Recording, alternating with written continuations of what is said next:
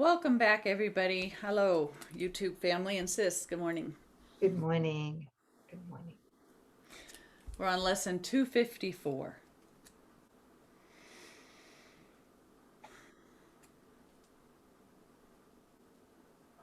Let every voice but God's be still in me. Be still in me. Let every voice but God's be still in me. Father, today I would but hear your voice, or as Nouk Sanchez likes to say, Father, today I would hear only your voice. In deepest silence, I would come to you to hear your voice and to receive your word. I have no prayer but this. I come to you to ask you for the truth, and truth is but your will, which I would share with you today. Today, we let no ego thoughts direct our words or actions. When such thoughts occur, we quietly step back and look at them, and then we let them go. We do not want what they would bring with them, and so we do not choose to keep them. They are silent now. I just want to stop there for a second because it was really key. The relationship between we do not want them, they are silent now.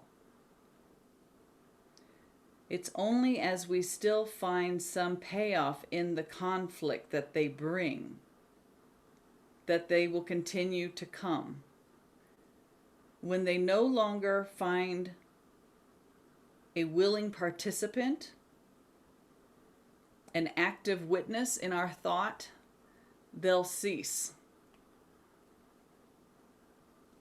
That's not a judgment. That's how it works. It's our belief and consent or our desire for them because they are all there is to mythical me, that they seem to bombard us. And I'm talking to myself. But they do dry up for a lack of a want. Go ahead. I was going to leave this till last, but okay. I think now we're unpacking it in the middle of it. Let's just keep going, otherwise Sure. it'll be disjointed. Thank you. At this point, it really involves vigilance for impersonal mind watching, right?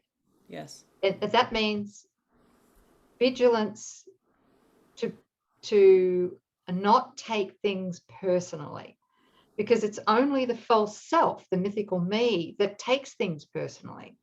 Yeah. That has to defend its judgments and its opinions. Yeah.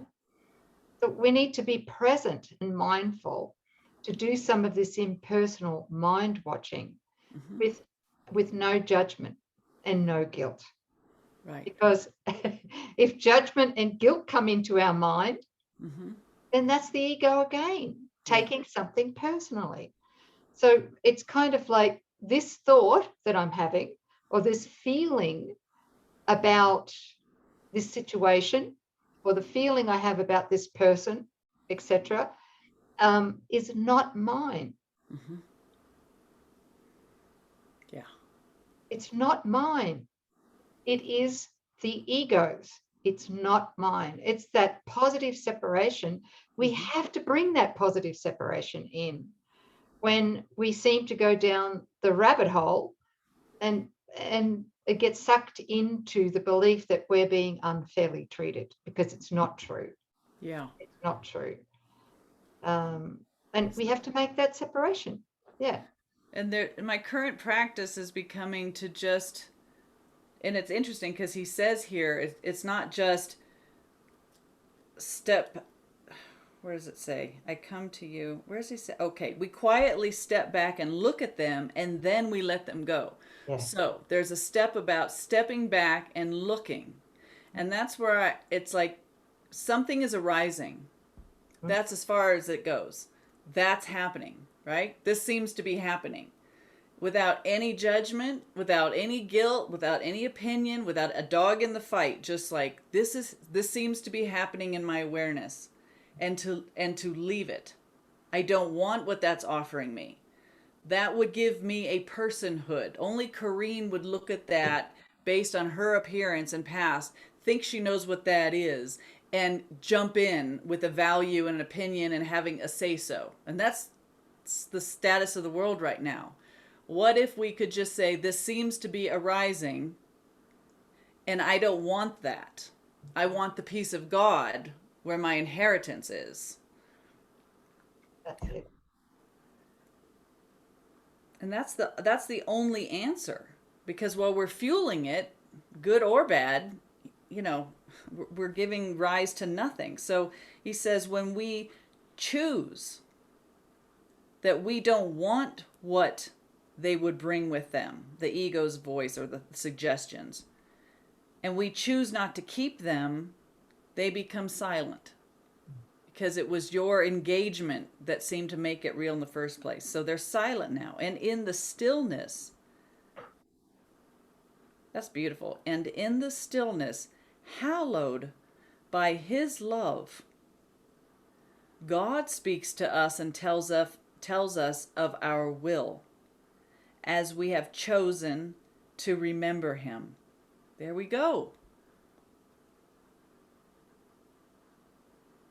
That's that being still, allowing the peace in the stillness, already hallowed by his love. It's right there. God speaks to us and reminds us of our will, one with his, ruler of the universe. As we choose, I don't want that. I want this. We remember God. We choose. Instead of defend against God in the gap, we choose our native state, our natural state, our home. Yeah.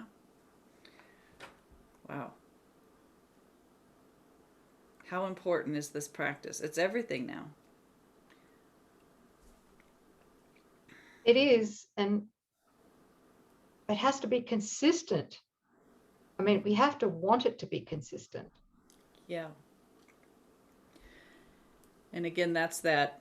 Why would I want to make this practice so important? Like on some days I have a good day where I remember to make this choice, and other days I'm like all over, like what'd you say, a dog's meal? Like a dog's dinner. Dog's dinner. All over the place, like a dog's dinner. Yeah. The great old Aussie saying. Can I tell them about the one up and down like a... like a horse draws? That's terrible. I'm sorry. Oh, that is not politically correct. That was back 40, the 50 first time Nouk ever said that to me, I about died. But anyway, yeah, all right. Sorry. We're not going to let this get off track. What is going to make us stay vigilant for this decision? Oh, this is arising and I don't want this. Only when you've experienced something better. Like when I don't do that, I get this. And more experience of this reality, the place where God's love is already awaiting us, the voice for God, the joy, miracles. the peace it brings, miracles, yeah. Dominion, holy instances. Yes, right? When you have enough of those, that's going to give you the backbone and the strength to go, what? Oh, no. Knee-jerk reaction? No. Until finally there's not even a knee-jerk reaction because you're so focused over here that drops away. Why? For lack of a witness. Yeah, thanks, sis. And you just reminded me of something that I used the last couple of days a lot as a mantra, which is that I am under no laws but God's. Yes. To remind myself when the ego comes in to tempt me that I'm under the laws of the body, or the weather or whatever it might be. Yeah. I'm not. No. I choose to remember that I'm only under the laws of God. That's when dominion can be harnessed and embodied here in the dream. Yeah. Yes, God's laws govern how we are, what we are, where we are, our condition, everything about our being. And those laws are the laws of health, harmony, perfection, holiness, innocence, goodness. Feels good.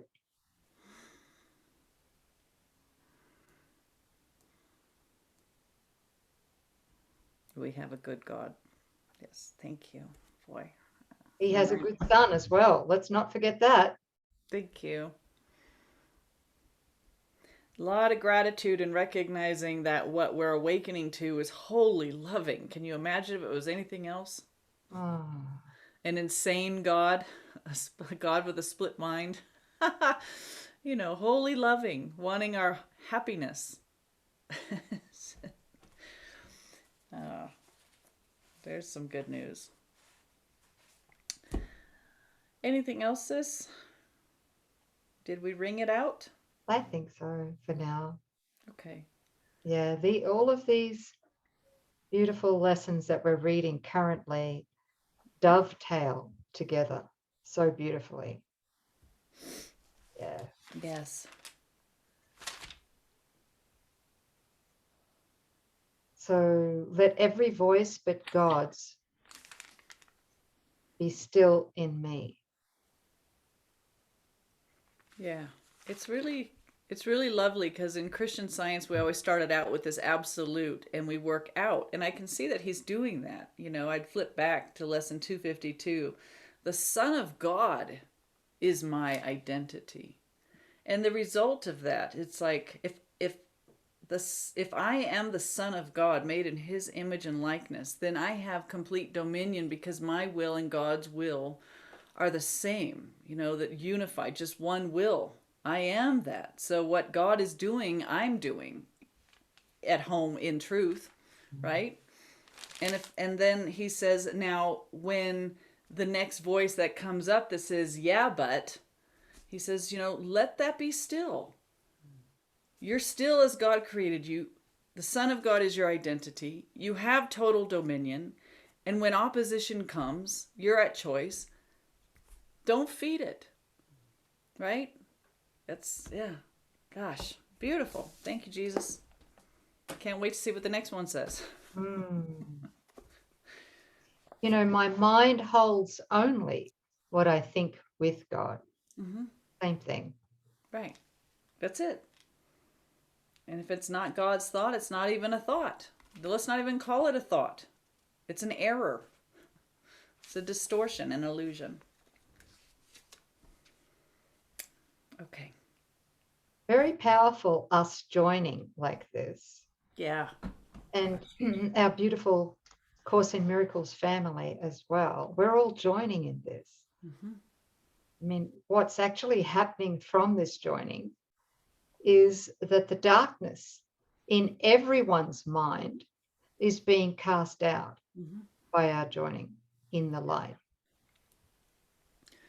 And to take heart that part of that flushing out that you said, it has to be flushed up, right? There has to be a stirring of what's dormant and hidden in the recesses of the mind. And we think, oh my God, this is terrible. And actually, it's the best thing ever, because what's unreal, but you've unwittingly given your consent or belief to, is simply being stirred up from the basement, brought to your awareness so that it can go. It's all on your behalf. It's it's an answer to your prayer to give you the dominion and the awareness that your only identity is the Son of God. Isn't that beautiful? So this grand stirring, it's not so stirring when we're doing this together, right? Just holding that light, holding the space, and loving one another and saying it's okay.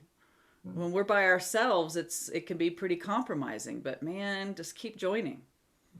Yeah, because it's part of the process of awakening from the ego thought system. We have to see it.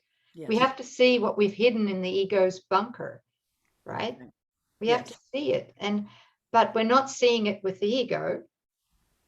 We're seeing it with Holy Spirit, with the Holy Self. And then it can be divinely repurposed, reinterpreted, and then we're released from it. Right? That's right. Yeah. And there's a whole thing about Cameo 21 in the COA version of A Course in Miracles. I guess this part was taken out, but it's about the hatred. We don't recognize how much we hate our brothers. Well, that's not something anybody wants to talk about. It's certainly not a good topic for polite company, but it has to be brought out. That's like in the bottom of the basement, below the basement, in the bunker, under the bunker. It is right there. That's the core of the ego thought It's the system. core of the ego thought It's a system. murderous hatred. Yes. And Yeah, it's that's it. there. It's And there. and we're seeing that, aren't we, sis? Yes, we are. We are seeing it, Yeah. and we're seeing it without the blinders on. That's right. And I'm Because running that's it. that. Yeah, Mm-hmm. good on you. Thank you. Mm-hmm. Because that is what that represents all the suffering for eons in the dream of time that we've consented to. Yes. We'd much rather suffer over and over again than to look at that murderous rage, that murderous hatred. And the way that that looks in the world is that each of us have one or more people that we project that hatred onto, and then we never confront it, not the person, but the hatred. We never go after it. We're just, avoid them like the plague, or dummy it down, or just say, well, that's their problem, or, Or divorce them. divorce them. Yeah.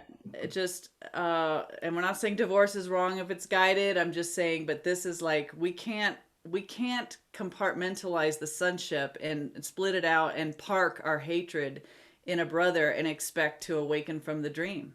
It's not possible to close the gap with God, who is love, while there is hatred in the mind. That's just logical. So it's to go get it. Yeah. And to let it flesh it up, feel it, look at it, hand it over. As disgusting as it feels, as revolting as it feels. Yes. But when you see that there's no other answer, it's like, okay, you can't get around it. You can't get around it. Anyway, stay tuned. It's we're going to be doing a whole thing on this, I know. All right. We love you. We thank you. Brave family, we really do love you. Thank you. Thank you so much for staying with us. Yeah. What a ride. We're not done yet. Okay. Thanks, family. We'll see you tomorrow. Thanks, everyone.